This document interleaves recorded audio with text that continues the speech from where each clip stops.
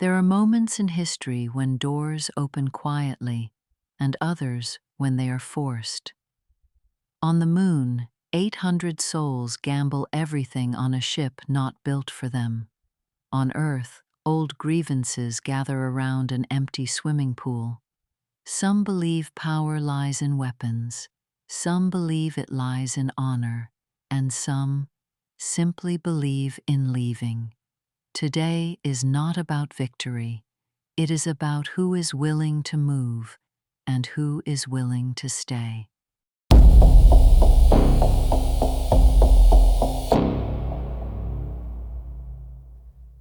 Hello, everybody. Welcome to episode 16. My name is Dirk. I'm the writer of Post-Fall, a original 6-film science fiction franchise. And with me, as always, is my best friend, Kathy. Hello. Episode 16, we're on the downslope of Book 2, or the second story of the original trilogy.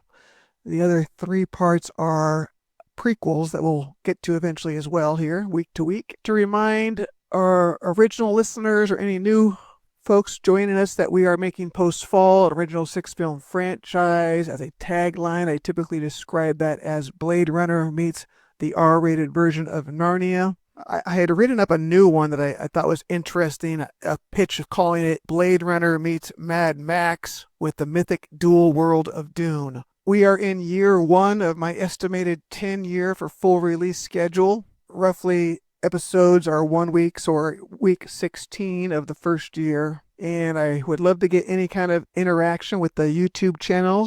Like, subscribe, and comment. If you don't want to leave a comment directly on YouTube, you're welcome to send me an inquiry at postfall@yahoo.com. Or if you're part of the film business trying to reach me, please use numeral 4 postfall@gmail.com. Phew. Now, last week, I realized I spent too much time talking about the prior episode, like trying to explain where we were. So I will now just use the last image from the prior episode, and if you would like more background, please return to episode 15, or preferably all the way back to episode 1 and watch them all for me. But there's 2 storylines going on because the 2 main characters of Pachuco and the Piranha are separated right now. So we ended with the Piranha story where a cohort of hers named Shatter is helping the Altered take over a ship called Deliverance. They're on the moon and they're trying to commandeer a ship that will take at least the 800 Altered. They're trying to get off the moon with them. Shatter cleared the airlock, and that's where we left the Piranha story as we continue it here in episode 16. Did you say he was a Champions character of yours? I said that he was a Cyberpunk 2020 character. I put that back in the day. Now that storyline is they're at the bulkhead, the airlock door. Leader of the Shunned, the Altered, as they're called the Shunned because they live under the surface of the moon. Henry the Highlander here with his claymore on his back. He's trying to convince the captain of Deliverance to open the airlock door so he could load his people on it and take them to the Earth. Mm-hmm. The captain is disagreeing, so Henry reminds him with the one and only video I got to work this week. Yeah, I heard a lot of words coming out of your eyes. A couple weeks ago, I was proud of the number of videos I had. I thought maybe I'd finally crack the code, but my story has so much violence and R-rated that prohibited imagery that I can't get a lot of videos made. That's crazy. Yeah, well, here comes the one I That got. makes sense. Whatever. It makes some sense. It does, yes, but Yeah. anyway. Here's the one video I got to work, though.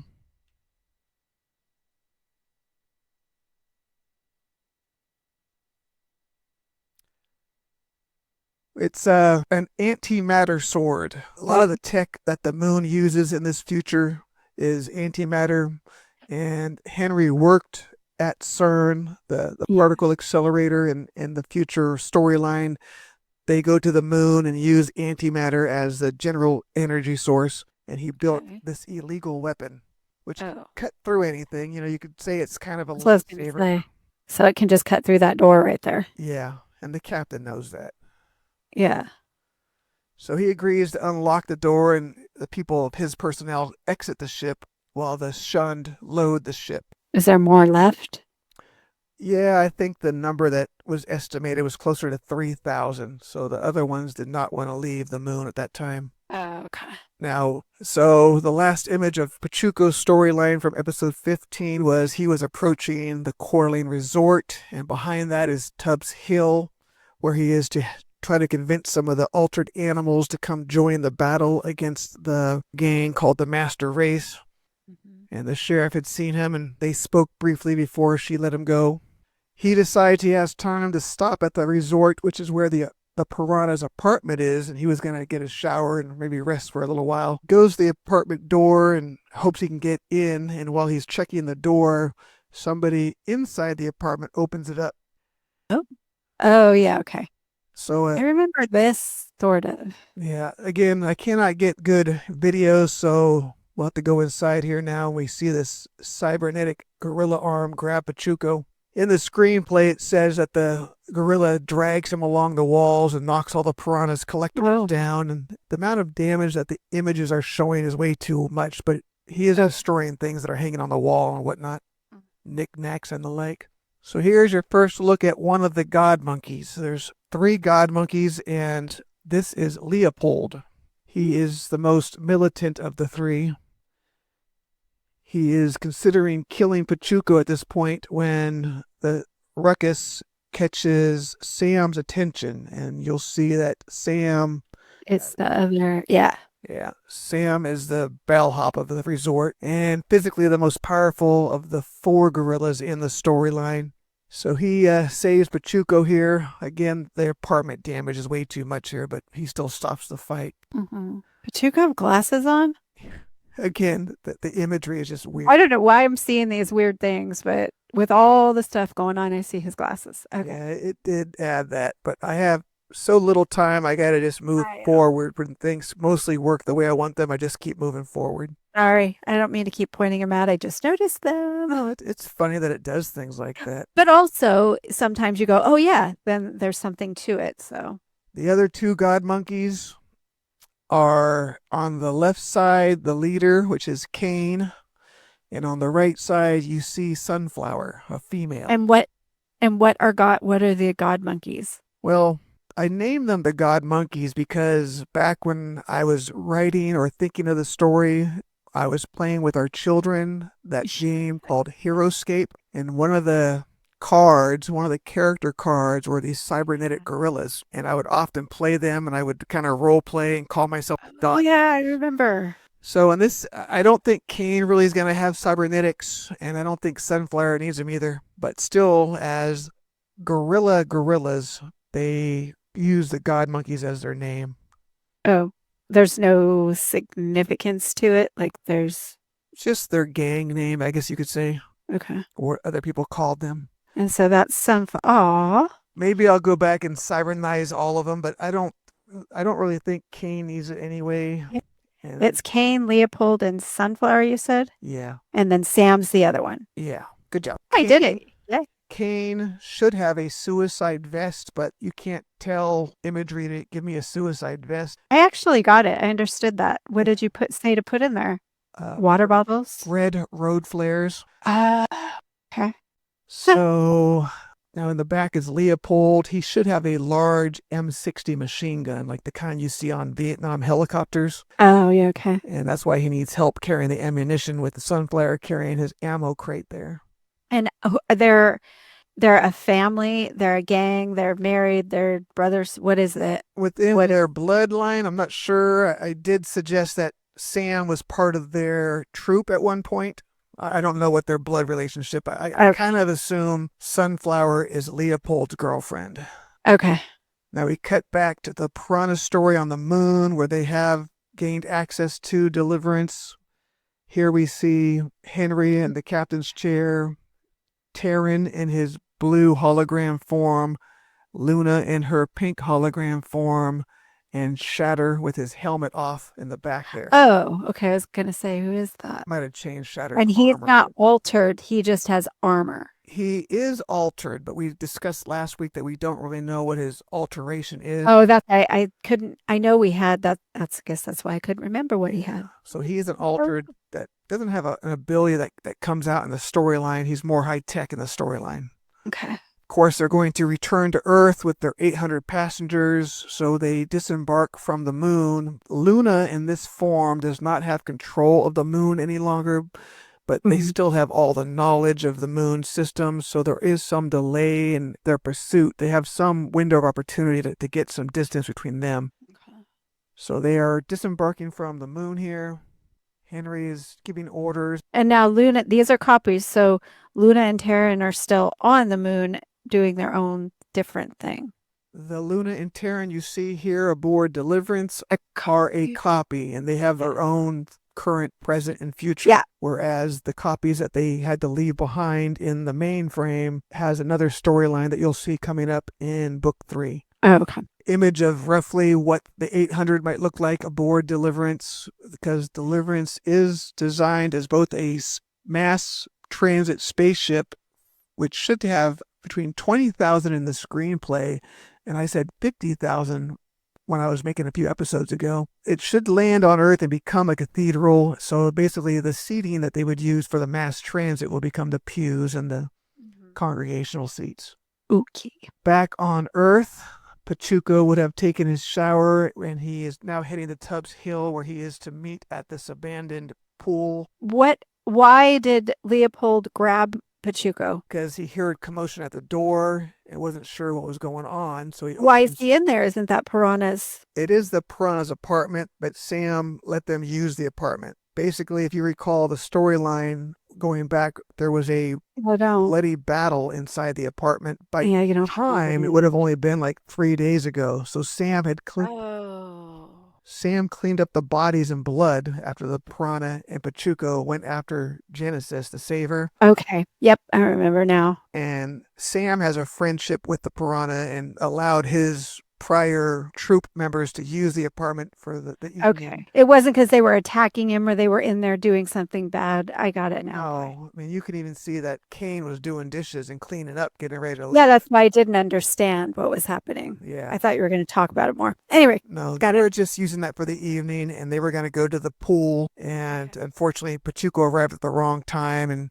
Leopold is a rather aggressive creature.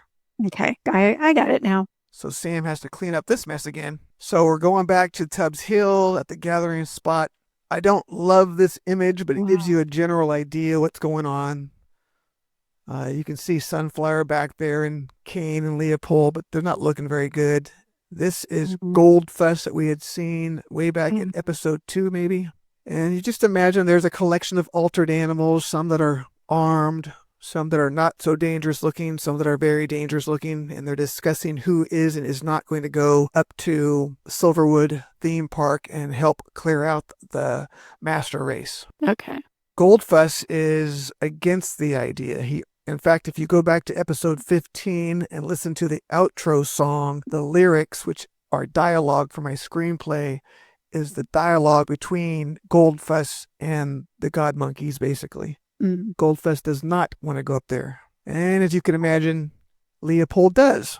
I didn't have them in the screenplay going inside the pool because it should be deeper, but I guess it makes some sense that you would speak in the center of it. Pachuco is indifferent. He's going back there either way. He was just forced to come down here by Mimi. He's very clean. Yeah, I'm getting some good reference images of Pachuco now, so I'm getting a pretty good set of... Well, it's just funny. He's walking around in dirt and getting in fights, and his clothes are very clean. Well, he looks good, though. I know. He does. Oh, my. Yeah. The heck? A late arrival is a altered animal named Silky. Ah, Silky. Oh. She is a flirtatious creature, and she's sneaking up behind Pachuco while they're still discussing whether they're going or who is going to go. And again, if you listen to the episode 15 outro song, you'll hear a couple of lines. The last couple lines are Silky talking to Pachuco. So she hops on his lap, My. like a cat will do. Well, she hops on his lap and is playful with him. In fact, the last image should be she won't get off his lap. He has to carry her down the slope like this. What?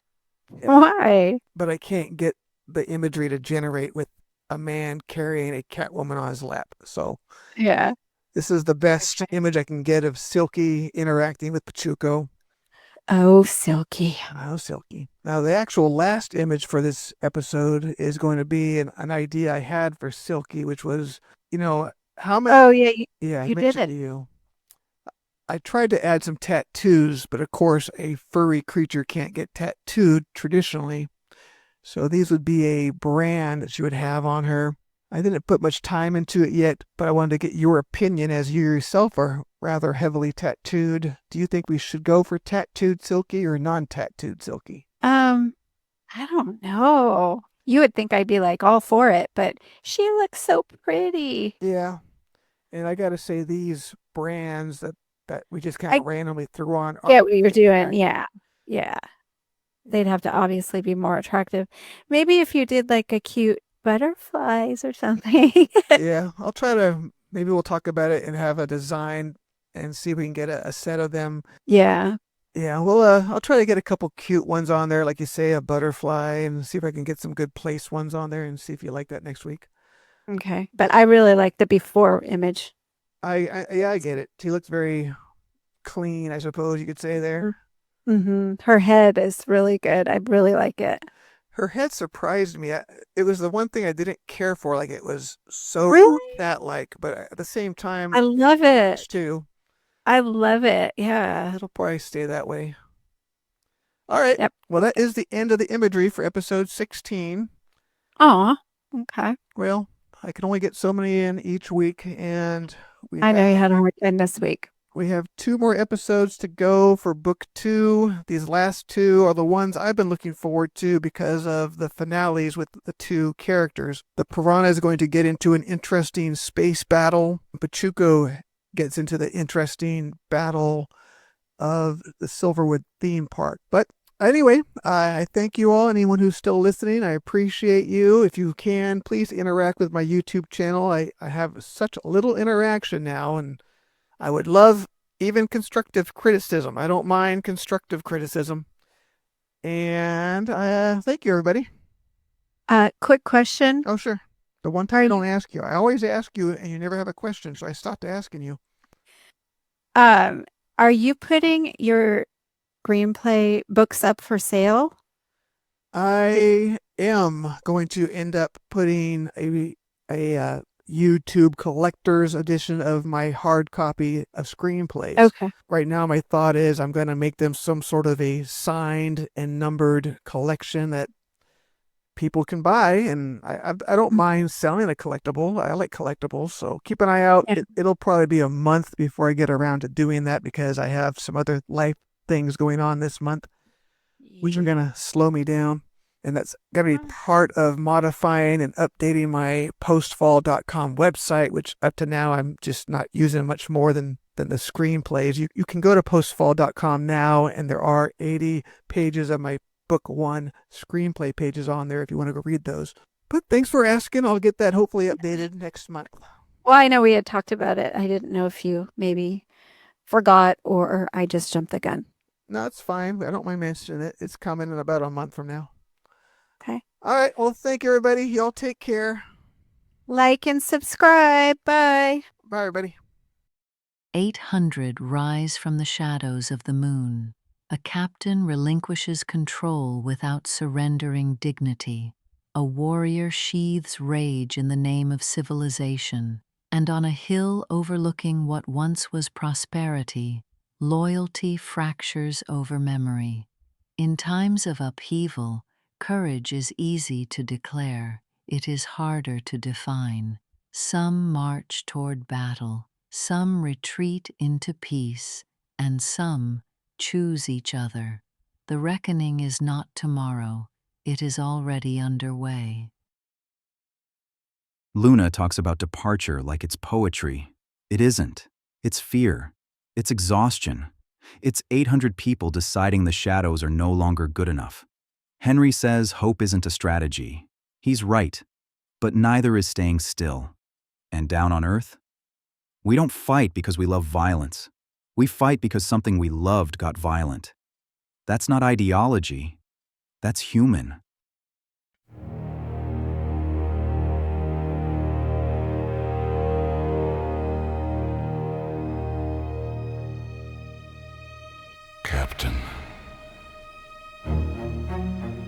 Incoming communication from the Corvette. I'm not a captain. Put it on audio, please. This is Edward Coates, leading pursuit of deliverance. Who am I speaking to? I am Henry the Highlander. I've heard of you, and while I would like to speak with you about your history, for now I order you to cease your ship's movement and await further instructions.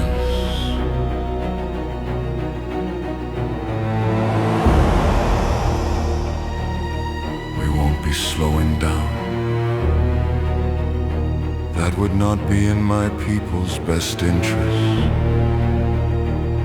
I promise you any stoppage of this ship will not come about by you convincing me with words.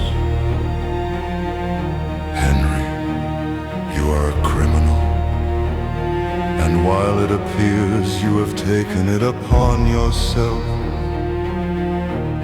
to deliver your people, you have in fact only accomplished them in your crimes, which include murder. I ask you to reconsider whatever counteractions you may be putting in place, and allow us to see this through. We intend to abandon the ship soon after we land anyway. While the owners may have some interest in seeing the ship successfully land and lift off Earth, the circumstances do not. There are women and children aboard. All the more reason to come to a full stop and comply. The incoming fighters will be in range soon. Mr. Coates, I'm gonna have to let you go, as I don't see us coming to an agreement. We are in agreement that more loss of life is completely avoidable. But since only my outcome prevents further criminal activity, I leave you with the realization that if deliverance is still under power, when my fighters reach you, that further loss of life is on your conscience and not mine. Also, I understand you have a woman with you that goes by the name Piranha. Communications terminated.